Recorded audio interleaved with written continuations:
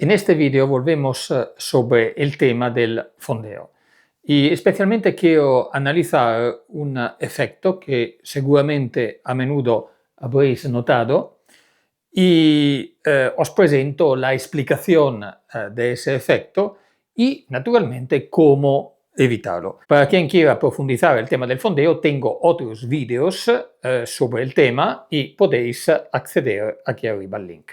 Bien, sin más demora, vamos a ver este efecto. Sigla. Bueno, repasamos dos conceptos fundamentales en relación al fondeo y son los siguientes. Primero, nunca fondear en fondeos de roca. Ya he explicado cuál es el motivo fundamental. No es tanto que el ancla pueda atascarse, no ese es el motivo fundamental. El motivo fundamental es que no es un fondeo seguro, porque el ancla podría soltarse improvisamente sin aviso. Preferir, y diría elegir casi exclusivamente, fondos de arena. Fondos de alga en muchos casos, aparte el hecho que no están permitidos, pero no son tan seguros, fondos de piedrisco, de fango, no son tan seguros como los fondeos de arena.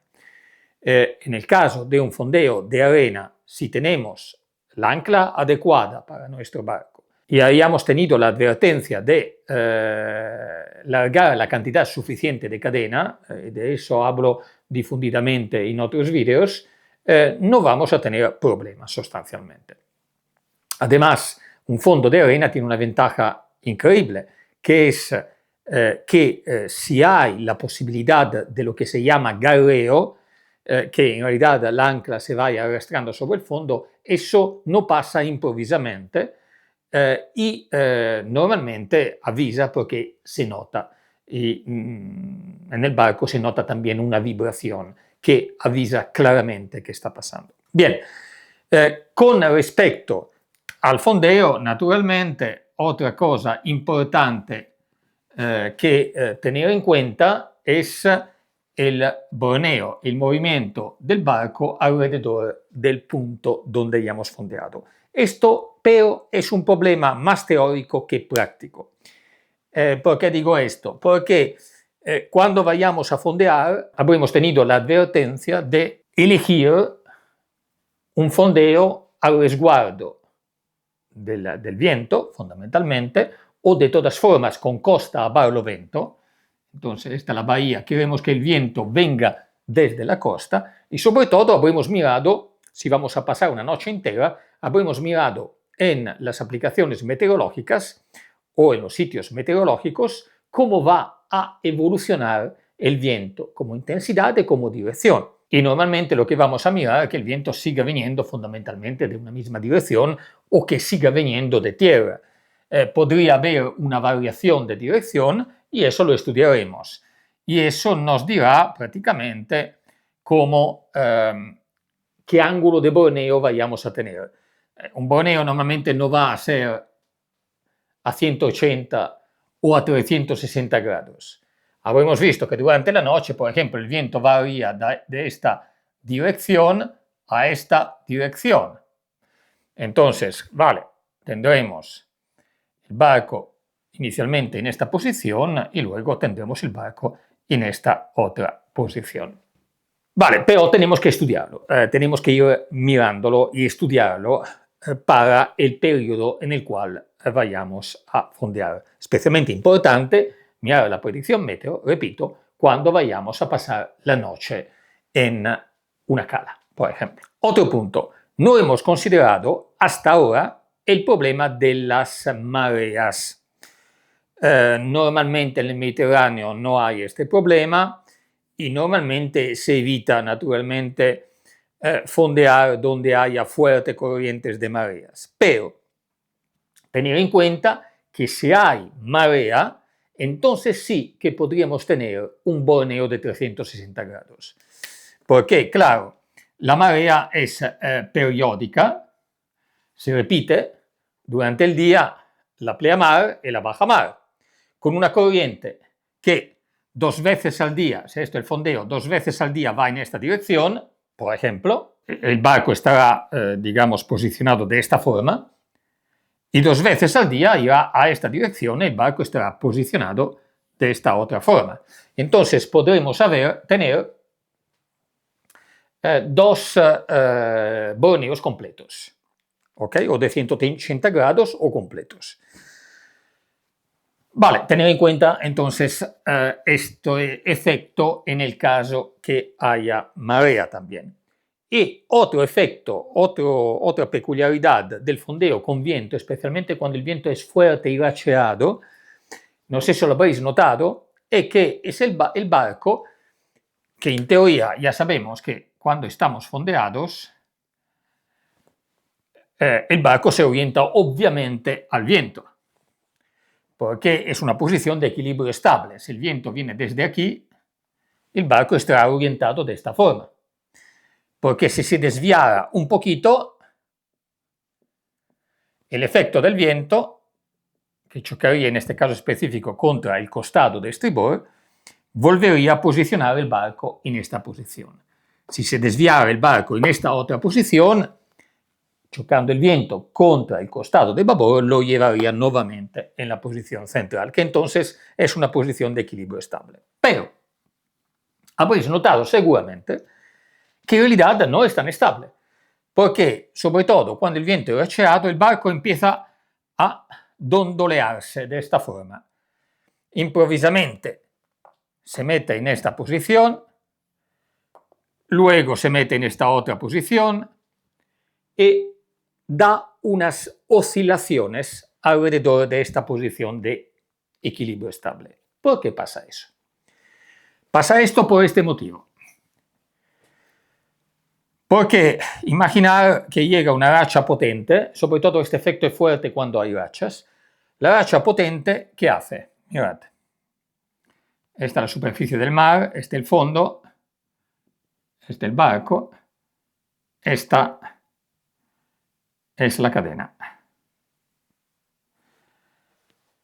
Llega la racha potente que hace tensa más la cadena, que se extiende entonces el barco va más hacia atrás. Cuando la racha disminuye, la tensión de la cadena, que no está ya compensada por la fuerza del viento contra el casco, hace que el barco avance, gane un poco de velocidad hacia adelante. Entonces el barco llega adelante, la cadena se destensa. Y luego llega nuevamente otra racha y ahora con la cadena destensada, ¿qué va a pasar? Es como si el barco ya, visto que la cadena es más vertical, con menos tensión, es como si estuviera en condiciones de no estar vinculado a nada, libre en el agua, sin arrancada. ¿Qué pasa a un barco que está libre en el agua sin arrancada? Pasa que se atraviesa. Entonces, mirad lo que pasa. Llega la racha, se tensa la cadena, la racha disminuye, el barco va adelante, ahora la cadena se está destensando, el viento sigue allí, ya el barco intenta atravesarse, si luego llega una racha potente, se atraviesa improvvisamente aún más, la cadena se tensa y luego se aterriza. Y quizá por la inercia que ha cogido, luego cuando la racha se va empieza a girar en este sentido y así dondolearse continuamente, oscilar continuamente.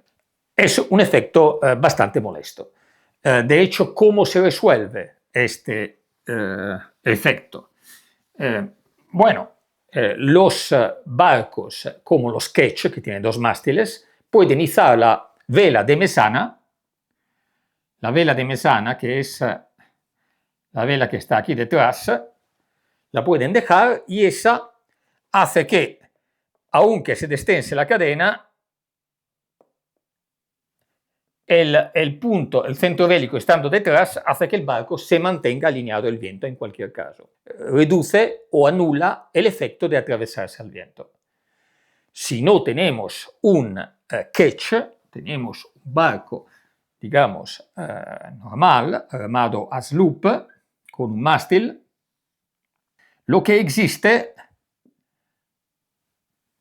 lo que existen son unas velas, unas pequeñas velas pensadas expresamente para esto, que se instalan sobre el stay de popa.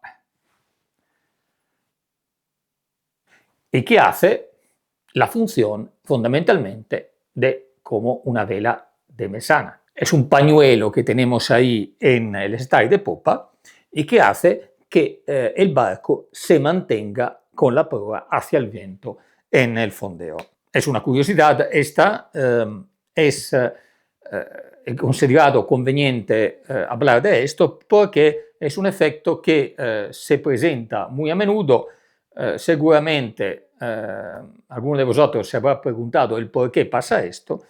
Esta es la razón y esta es la única forma que habría para poder evitarlo. Os recomiendo, ahora que llega el verano, mis cursos de maniobra de puerto, de trimado de vela, pero sobre todo tengo uno de maniobra de puerto próximamente, y los cursos de altura. Este verano, en los cursos de altura se mira todo esto, se practican varios fondeos y se practica fundamentalmente todo. Trimado de velas, maniobra a vela, navegación a larga distancia, uso de los instrumentos, todo lo que hemos considerado y hablado en mis vídeos. No sé si habéis visto, tengo una serie ahora que está hecha dentro del barco durante mis cursos. Esa serie es especialmente útil para quien quiera participar a mis cursos. ¿Por qué? Porque así llega ya preparado a los cursos, ya sabe lo que vamos a hacer y cuando hacemos normalmente por las mañanas estas pequeñas reuniones teóricas, digamos, ya estáis más preparados y podéis hacer preguntas más útiles a vosotros, fundamentalmente, para aclarar dudas y aspectos que no tenéis claro al 100%. Y luego podemos practicar todo, naturalmente, durante el curso, practicarlo intensivamente.